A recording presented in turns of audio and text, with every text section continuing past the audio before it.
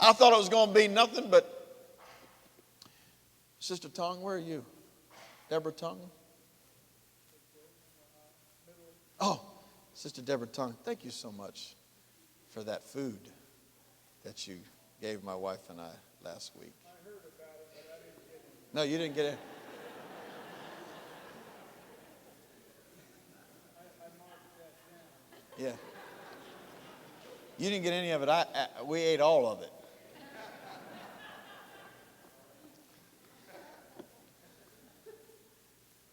I got sidetracked there.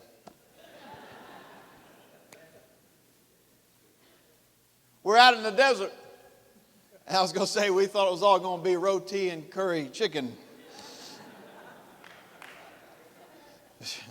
And many of you are saying, well, that's the promised land. But you ain't never had it before. That's the thing. You ain't tasted of the promised land until you had cook up and dal pari and curry chicken. You have tasted of it.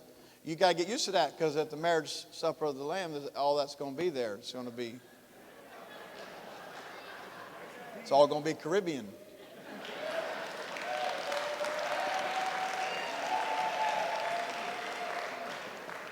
You have to get used to that. And y'all thought the angels were going to be singing, holy, holy. No, they're not going to be singing. They're going to sing, holy, holy, holy, holy.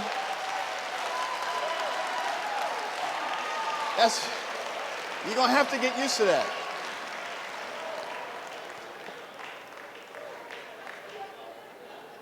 And that's what the children of Israel were looking for. They didn't quite make it to curry goat yet at that point. That was still on the no-no list. But all of us have been there. When we finally have escaped the shackles of Egypt, only to wake up and discover that the promised land is still a little ways down the road.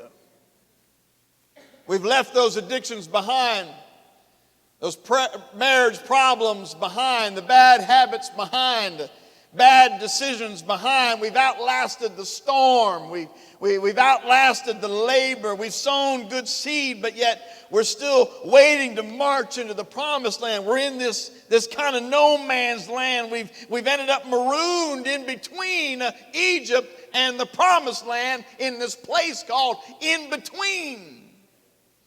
And when you're in the place of in between, it's hard to stay positive. It's hard to keep on fighting. It's hard to hold your head up. It's hard to keep on when you followed God's will and all you get is another challenge in your life. You feel like you've been released. You feel like you've gotten over something. You feel like, God, man, this is about to break loose in my life. And you're ready for it. You're all set for it. And it's just not happening. The Israelites, they raised this contention in their life that maybe some of us are battling with. And if you're not battling with this contention, maybe you're still in Egypt. What do you do when your sowing has not reaped the expected harvest in your life? What do you do? Because there's moments that we're going to find ourselves in between bondage and promise. The people of children of Israel, after they thought they had left their troubles behind, they say to Moses, their God-ordained leader, why did you bring us to the desert